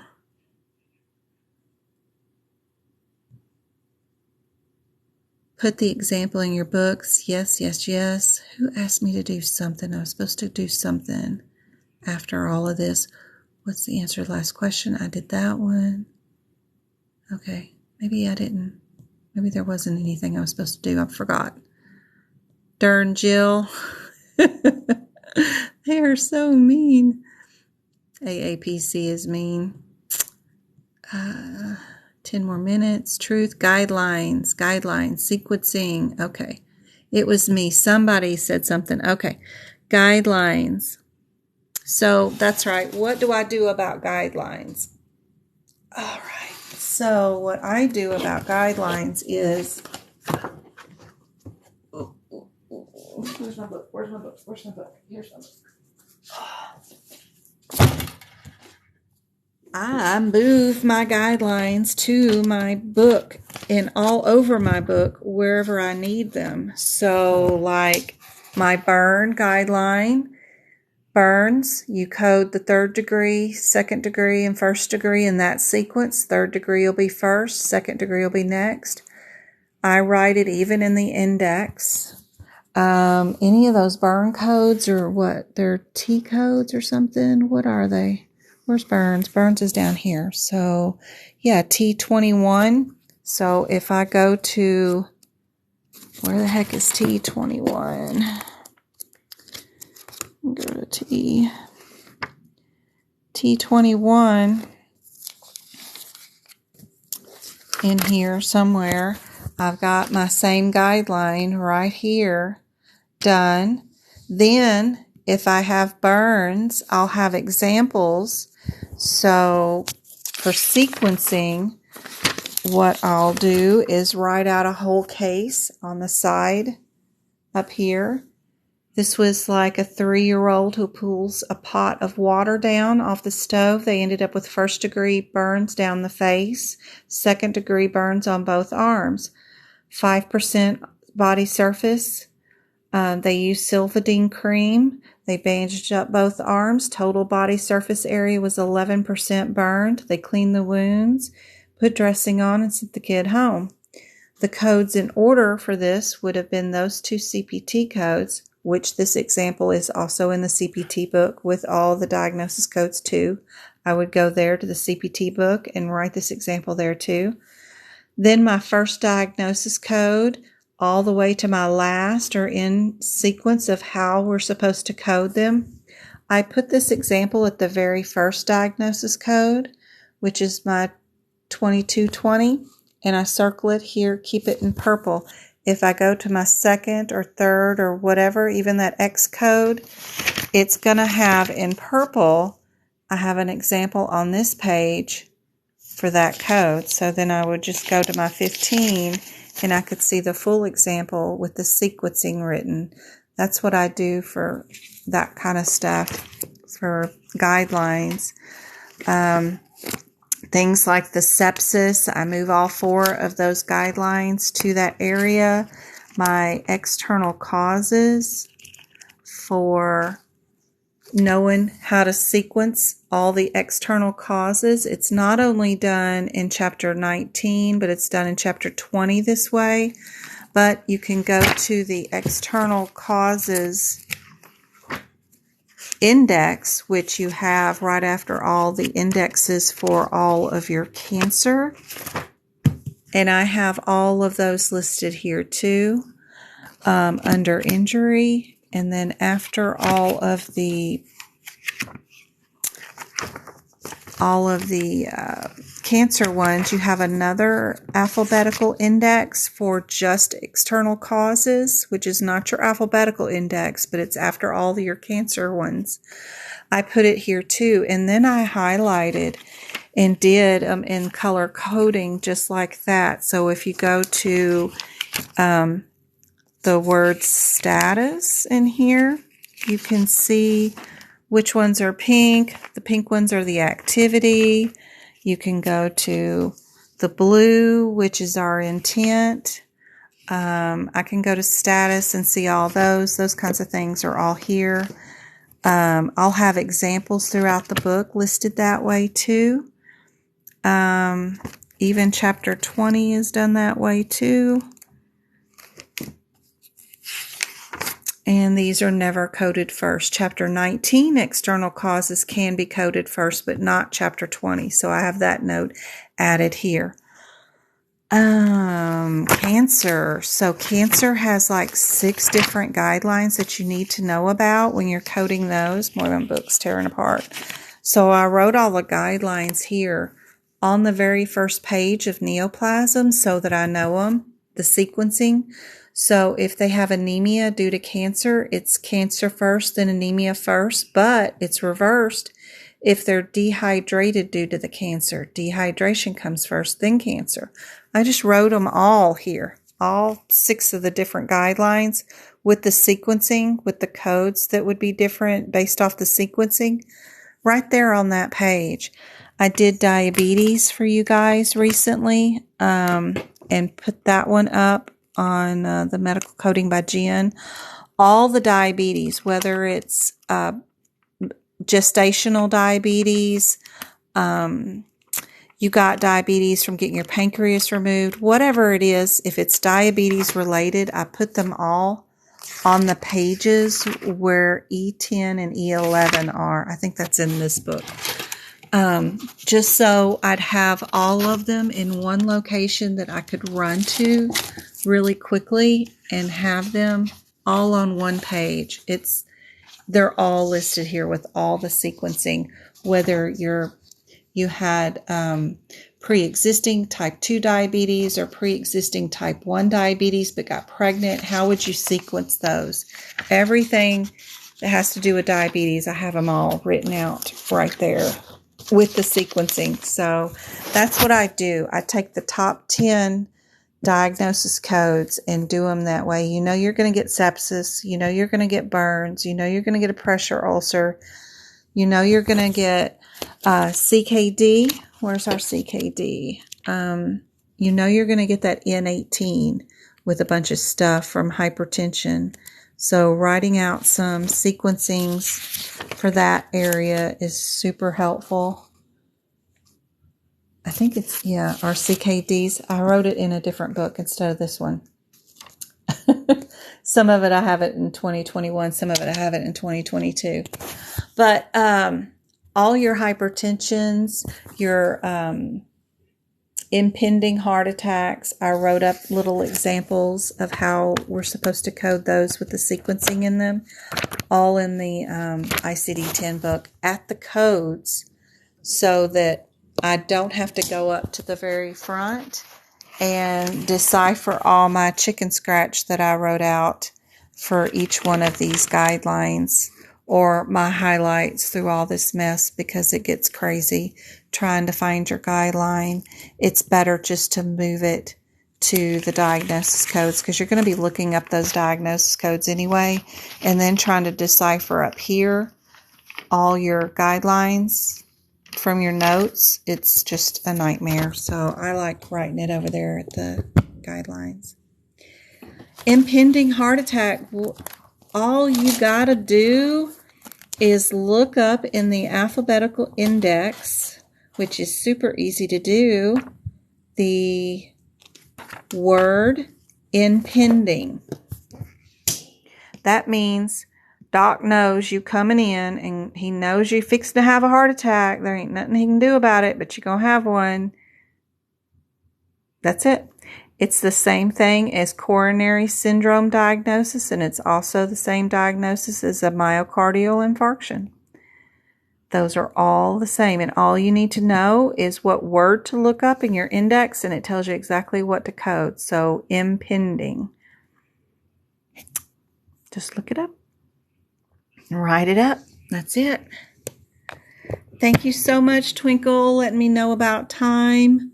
I hope that is helpful. I missed out on whatever y'all were writing about chat because I was talking away. That in another life before, but I was just wanting to clarify. Yeah, I move them all over there. I do. I hope that's helpful, somewhat helpful. I have, oh yeah, can you upload 513? Yes, I haven't done that yet. Okay, tonight's, and what's today? Today's Monday, so I didn't upload Fridays. Friday's live and tonight's live. Yes, I sure can. I'll go download those right now, get those uploaded for you guys, and then I'll be back doing some book prep before I have to prep for tomorrow's tutoring sessions. Who am I tutoring tomorrow? Who have I got? I know I've got a couple in the morning, first thing, before I start work. My other job. Yep, I got Miss Edwards at 7 a.m. And then I got MK. Where's MK at? I got her tomorrow morning, too. You're very welcome, Meg Giggles. I'm currently in school to be certified. Schools don't really certify you. You really have to take an exam to be certified, but I get what you're saying. I'm so nervous about the exam.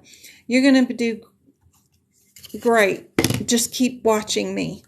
I do this free 3 days a week, Monday, Wednesday, Fridays. Let me know if you're going to go through a HEMA or AAPC to get certified, and I can definitely help you learn about the tricks of their questions so that you are aware of how nefarious this test is before you try to take it. It's not cut and dry coding. It's the exam is already coded for you. You need to be able to pick out the correct answer without being tricked by what's in the questions. So we try to avoid reading the questions. I have a really good example about that tonight on the live, which I'll put on YouTube in just a minute. That is a really good example of why you need to avoid reading anything in the questions at all.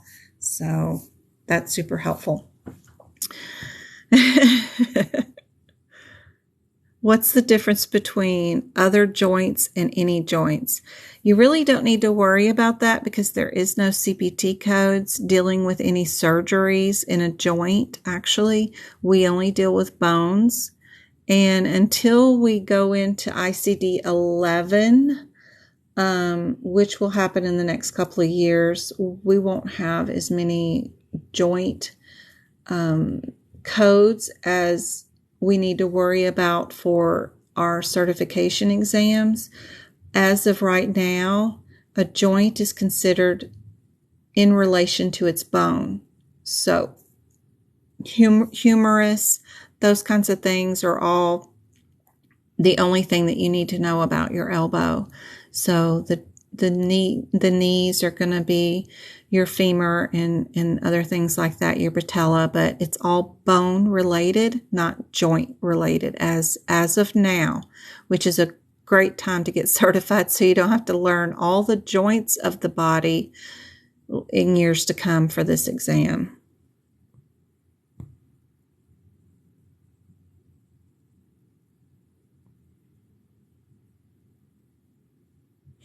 What's the difference between 737? Let's see. Are we talking about x-rays, radiology? 737.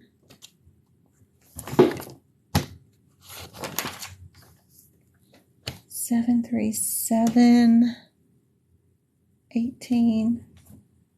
Those are MRIs. And 21. Sure.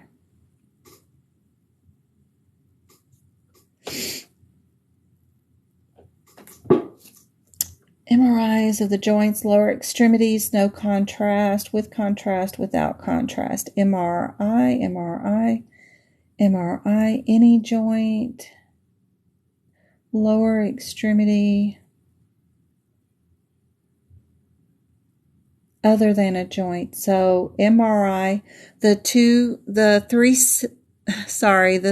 73718 is not a joint. It says other than any joint, so it's not a joint. It's just a MRI of the lower extremity. There's no joint involvement in that. And then your MRI for the 73721 is of the joint, not of the extremity, but of the joint. They're both without contrast. So I hope that's helpful. I know, I hope you were not tricked more than 20 times today. Let's give a 10 question buffer. I can't wait to hear. You're very welcome, Shell. And Go-Kart, you too. You're prepping for the upcoming exam. Sometimes it is very difficult to see what the difference is between CPT codes, but excellent example of two CPT codes that start out with the same descriptors and trying to pick out what is your one word difference. That is no joints. And the 71 is joints. So very good. Awesome, awesome. That kind of stuff is super helpful because you don't have time to go through each code and go word for word and figure out what your differences are in the middle of that exam. So doing that prep work is super helpful. And my notes that are still available, this one does say no joints, and this one says joints. So already had it denoted. But it's fun to look up. Anyway, guys, sorry about that. I hate Bixby. I am going to get off here because I'm way late, and I'm going to hang out with the boys before they go to bed. I bet Travis has already gone to bed. And I will be back here Wednesday night to do another live and Friday night. And then we've got next week, one more week, and then I'll be on vacation for a week. So I'll probably still be prepping the book because a lab and path in medicine, but I won't be doing the lives during the week of the 30th through the 3rd because we'll be in our little house swimming in the swimming pool. Y'all are very welcome. I hope this has been, yeah, it's another language. It totally is. I hope this has been helpful, beneficial for you guys. I appreciate y'all hanging out with me. And sorry about the questions being a little too easy tonight. I will try to do better for Wednesday to get y'all some really hard questions up. I will see y'all later. Hey, PJ. Good to see you. Be sure and join Discord. And I am going to go right now to download Friday's live and get that up on YouTube too. So creator tools, wherever that is. I'm on my way. All right. I'll see y'all later. Thank you. You're very welcome. So happy to help y'all out. See you Wednesday.